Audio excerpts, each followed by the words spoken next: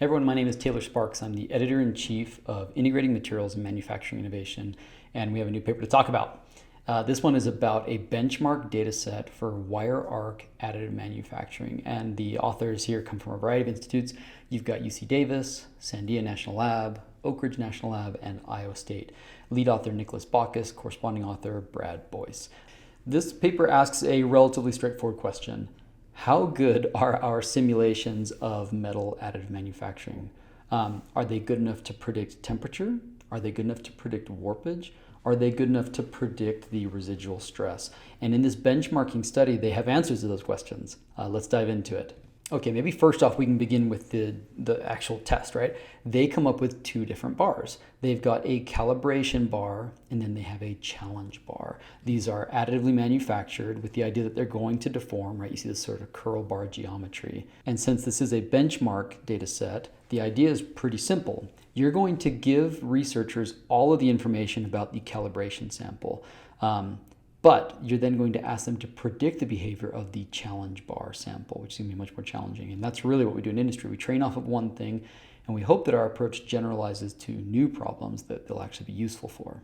The data set that they've collected for this is actually pretty robust. Obviously, they have things like the geometry of the part and the toolpath. It also has validation data like the thermal history and the distortion measurements, which are pretty standard and easy to collect, but also has much harder to collect data, for example, the residual stress maps, making this what I think is an unusually complete validation resource for the community. We'll jump down here to the calibration object toolpath just to illustrate the difference between the calibration specimen and the challenge specimen. They're not just different geometries, they're different toolpaths, and that makes a big difference.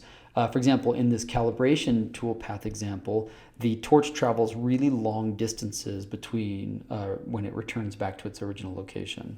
However, in the challenge specimen, that toolpath was much shorter and it produced dramatically different thermal accumulation and cooling behavior. And that's important because we know that residual stress should be highly sensitive to thermal history, and we've changed it. So by changing the toolpath, the researchers here have created what is going to be a much more challenging test for predictive models. So let's jump down and see how we do. They are not the same, right? You see greater distortion in the calibration sample as opposed to the challenge sample. The reason for that, again, is because you have these larger distortions because there's stress accumulation along this long axis of the part. What I think is generally impressive here is that the predictive models were able to predict warpage distortion pretty reasonably. One model was within about 7% of the measured distortion, which at first glance seems like great, a real success story. But then we get to the real challenge if we scroll down to the residual stress plots. Yeah, so down here we see the residual stress comparisons. They actually measured the residual stress experimentally, and they did so with two different approaches.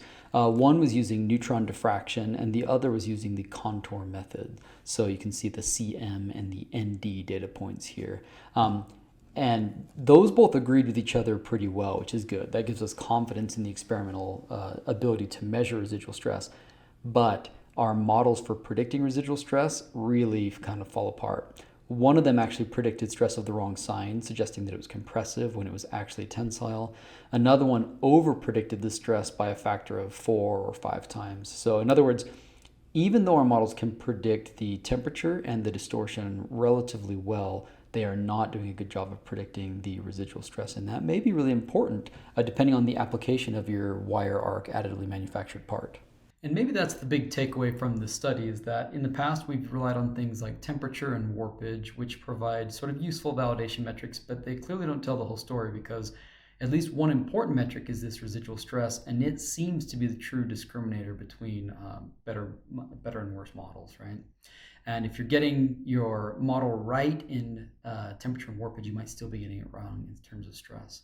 The authors point out some of the reasons why that might be: phase transformations, transformation-induced plasticity, constitutive behavior, or even incorrect boundary condition assumptions.